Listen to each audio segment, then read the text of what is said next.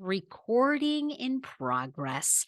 Welcome to TLC Talk. Did you guys watch Kody Brown on that Mormon podcast on Mormonism? OMG. I thought this was so damn good. I mean, like introspective in a way that I have not seen Kody Brown. Now, you guys, it's called Mormon Discussion Inc. It's on YouTube. It was an hour and 48 minutes long. I mean, I watched most of it, so you don't have to. MormonDiscussionInc.com or Inc., I guess, if you want to search them on YouTube. These two guys that are Mormons or ex-Mormons, and then they talk about the church and the fundamentalism, and it's Radio Free Mormon, and they had a sit down with Kody Brown. Now, how did they land Kody Brown? I will tell you, you guys know, as an insider, obviously, this is what I do for you. I give you all the scoop. It is very hard to land any Sister Wives cast members, any of them. Christine has done a little bit of press in the past, but everything is very closed mouth in the past year or year and a half since they've all split. The rumors of Christine and Janelle getting a spinoff, Christine getting married to David Woolley. We'll get to that because they're on a fabulous Plexius weight loss tea cruise that looks amazing. Why aren't we all doing MLMs? I thought this was very good. What were some of the highlights? Some of the highlights that people are talking about. First of all, the first 30 minutes, I think, are very introspective. Kody basically says the show has destroyed his life, yet they're going to continue on. Just such a Codyism. Like Kody makes no sense. But what I appreciated about this is I thought there was a level of realness about him that you don't see on the show. And he explained why on this Mormon Discussion YouTube. He says that he is very, very close friends with one of the producers that has been with them for a long time. In fact, he and the guy, Kody and the producer, are like brothers. And he says this guy knows how to wind him up. But then he also reveals that this producer, pressure is put on the producer from above. And then that producer sort of takes it out on Kody and Robin to create great television. Wouldn't you love to know what specific pressure that was? Is that like filming in Kody and Robin's actual house, getting Kody to reveal more? You know, the part I dislike about Kody is very, I'm sure a lot of you guys are going to say narcissistic, but very media savvy and trained, I think. He never really gives away a lot, and neither does Robin. Now, he goes on in this interview to say that their whole idea, how they even landed Sister Wives, was they went to New York City, Janelle, Mary, and Christine, because they were auditioning to host a talk show, was initially how they got the reality show. The talk show, because they were polygamists. The talk show didn't come to be, but they thought a platform where they could show their polygamy lifestyle was going to be fantastic. And then Kody admits on this podcast last week, which dropped, by the way, what was the date that it was like released? He says, I think it was out just about a week ago, 5 days ago. He says that they've done the opposite, that they really actually showed Mormonism in a poor light. And he believes that they've done more damage to, polygamy in a poor light. And he believes they've done more damage to polygamy than good. Like, I think this is the most introspective he's been. Didn't you guys? Now, the other part that was pretty fascinating that he talked about, where also I think he has like a lot of regret. I mean, he says that the show is like that their divorces and lives have made for great television, but have destroyed his family, has made it very difficult for him to even have relationships with his own biological friends, well, family members and real friends, because he says that people watch the show, which, guys, we all know this. And I mean, Sarah Fraser Show, you guys, you're very, very smart, listeners and fans, much smarter. I always say my audience is much smarter than I am. Like, I love, I'm just very good at talking and connecting with people. But aside from that, you all are much smarter, genius people that listen to this show. He says his own family members, his own dear sister, watched a scene, the one where he said that he needed to become the patriarch of the family again, came over and she reamed him out for saying that on TV. And he said that he has to explain to his dear friends and family members that they are seeing sometimes the worst moments of his life in this reality show, and that they believe them. And he has to say to them, guys, you're seeing only a snapshot of my life. I thought he was cool, calm, and collected. The part that's going viral is he describes Robin as a diesel jeans model. When she came into the family, she was so hot. He says that she was a diesel jean model. She was so beautiful, and that all these other men at their church were courting her, but she landed with him. And that went to show you how, well liked he was, how popular he was. I thought it was great. The other big moment of the interview that's kind of gone viral is him shutting down a question. They take 3 questions at the end of the show on this Mormon show. And this woman comes on and she goes, Kody, you talk about your ex-wives, mostly Christine, he's referring to, withholding the kids from you and making it difficult for you to see your children. But what is the status with Robin's older children and David? Are they seeing David? This woman goes for it. And he's like, at first he starts to answer the question and he goes, David has had all the opportunities. The door has been open. David could talk to her and could be with the kids. And then she goes, oh, really? Well, do they know that he's dying of cancer? And he goes, you know what? Cut it, guys. I'm not doing this. And he shuts her down. And then they go to commercial, or no, they don't go to commercial, but they go to another caller and they hang up on her. But that was kind of the juiciest thing. And then the guys on the show do ask him, are you going to take another wife? And he does say, you're going to have to watch TLC. You're going to have to watch Sister Wives. So guys, right there, he guaranteed there's going to be another season.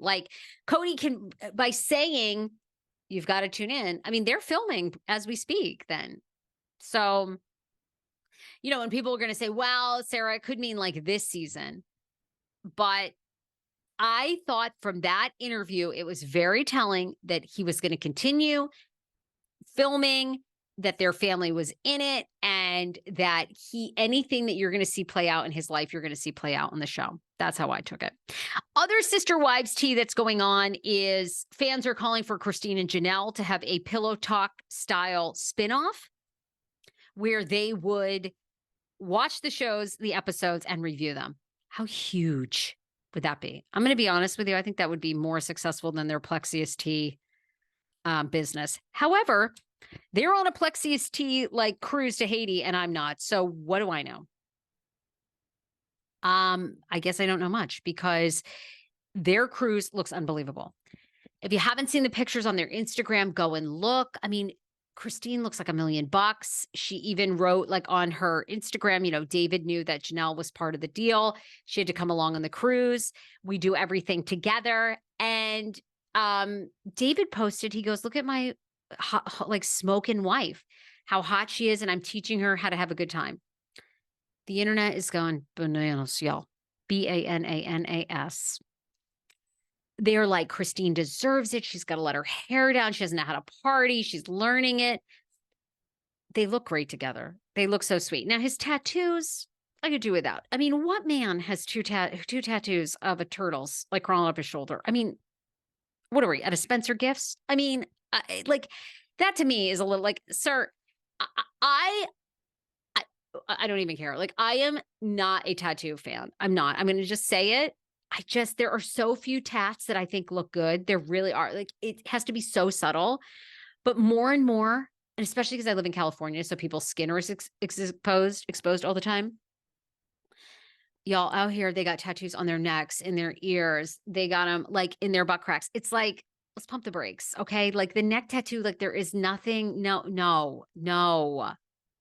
It ain't the vibe. It just does not look good.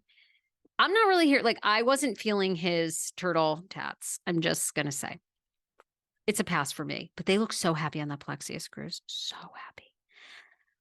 Woo! That's all I know. They look so amazing. So, people are commenting how are you guys affording this Plexius cruise? Guys, they're on the Plexius cruise because they've made like so many sales. That's how like these MLM works. Okay. These MLMs entice you. Like it's like Mary Kay Cosmetics. If you sold X amount of Mary Kay, you got the pink Cadillac. Epic. I wanted it for years. But then I realized I don't really put on my makeup that much. So I'm screwed. So they're getting everything's all expense paid on the Plexius cruise. And by the way, Plexius's marketing team for the tea, the pink tea. I mean, I don't know who's still drinking this with Ozempic, except that Plexius is probably cheaper than the Ozempic. But they're geniuses. They know Janelle and Christine are like fan favorites. So I'm sure it was all expense paid, rolled out the red carpet, guarantee they're staying in like a very 5-star suite. If Plexius's marketing team was smart, anything they wanted. Anything. The only other Sister Wives tea that I have is Gwendolyn Brown getting a lot of backlash, for her lack of promotion on Patreon. So if you guys didn't know this, she had a YouTube, and Gwendolyn Brown, of course, is Kody and Christine's daughter, had a thriving YouTube subscription base where she would review the episodes. Now, apparently she's like in school. She's recently married. She bought a house. She did not go to Christine's wedding. There's still controversy about that, although they tried to squash that beef, basically saying Gwen was very busy. But then McKelty and Tony went on their Patreon and were like, we don't really exactly know why Gwen didn't show up.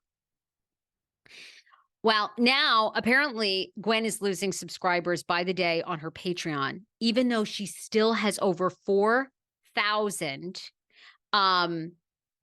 Patreon members at $10 a pop. So someone's like, she's making $40K a month and she can't post consistently.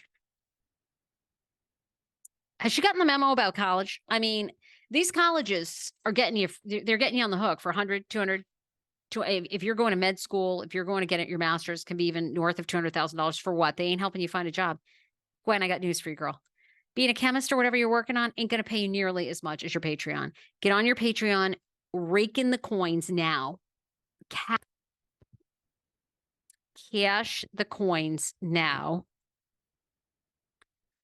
And then, like, when that's done, you can go back and become a chemist or whatever you're working on. Now is the time. Let's move on because we have a lot to cover in the 90-day space. We have confirmed a new relationship. We have a new pregnancy announcement, and we have somebody raising money for their surgery to transition. So a lot to cover. But first, we have to thank Honey Love. Guys, frequent my sponsors. It means so much, and it keeps this show going. Honey Love's a perfect one because don't you want a comfortable bra and shapewear that doesn't roll down when you put it on? Shapewear that stays in place? When it comes to shapewear, Honey Love's best-selling Superpower Short is the go-to. It has targeted compression technology that distinguishes between areas where you want more support and areas you need less compression.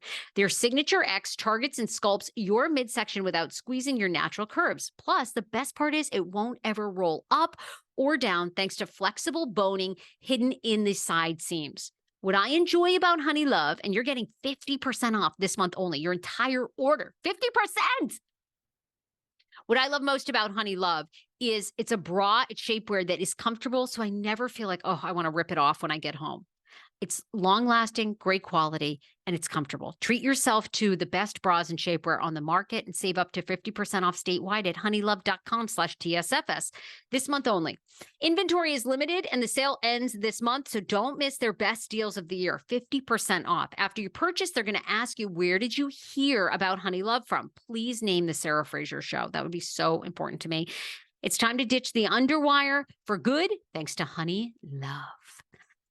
All right. Cleo, our girl Cleo, who was with Christian, as I like to call him. Remember Cleo, openly trans. She is raising money for her trans surgery online. Now, a Sarah Fraser Show fan says that they donated to her and then were blocked by Chloe. I don't know why they were blocked. I didn't get into the nitty gritty, to the weeds of this, so I'm not sure. I'm not sure, this person did not have great things to say about Chloe. I'm not going to put that out there because I don't know if this person said something to Chloe that sparked it. But this person did say they felt taken advantage of because they donated to the GoFundMe and then were blocked. She is raising $35,000. She's 33 years old to have her surgery to transition to a woman. She's raised about $7,000. And she says, I can't believe I'm a seventh of the way there. You guys, I'm beyond grateful for your support so far. I really appreciate each and every person that shared or donated or simply offered support and advice from the bottom of my heart. Thank you. People are pretty positive about this. Some people are saying, Chloe, now we know why you went on the 90-day franchise. Perfect opportunity for you to get your surgery paid for. What better than a national TV platform? Ouch. I mean, I don't know. That's kind of a strong accusation. Is that exactly why she went on TV? I don't know. But some people are beginning to question with the GoFundMe. There you have it. Ooh, wasn't the tea hot off the presses with Jen and Rishi from 90 Day Fiancé the other way? Who remembers Jen and Rishi? Remember Rishi? He's smoking hot. His parents were not into Jen at all. She was a little bit older. They didn't want her with him. Rishi sort of seemed to lack a backbone. Also, maybe he was with other people. Well, Rishi put out a post and said, Jen and I have mutually decided to part ways. This hasn't been an easy decision by any measure, but we know this is the right one at this point in our lives. The love and respect we have will always be, and our shared memories are forever. We part as life partners, but remain platonic friends. Girlfriend read that and she goes, for the real story, I'll be live. Jen Boucher, tonight, 9 p.m. What a bunch of bullshit from Rishi. She implies that at best, they're acquaintances and that Rishi got a side piece. Oh, we knew Rishi was busy and now it's confirmed. Supposedly that side piece is 90 Day Fiancé star April Carter. Now, if you're like, where do I know that name? She was also the woman that was spotted with Iskat from the family Chantel. And he was also with, I think it was 90 Day the other way. Yeah, oh my God, the franchises, there's 10 million. Anyway, he was with Pedro from the family Chantel's mom. Well, he was seen with April Carter as a joke video going into a hotel room together or getting a hotel room. So now April Carter is supposedly with Rishi. That's allegedly the other woman, but I don't know for sure. Can I shout out my friend Emily Bieberly and Kobe? You guys remember them from 90 Day Fiancé season 9. They're pregnant with their third child. Love them. They're married. Remember, they were the ones, they live in like Emily's parents' basement. Emily's parents were so funny on the show. They were like, okay, it's fine. Kobe and Emily can move in together, but they can't get pregnant. And then like 2 seconds later, Emily's like, I'm pregnant. And her parents are like, oh my God, we can't take it. They were so good. Emily's been on this podcast. If you want to hear that, Emily Bieberly, she's amazing.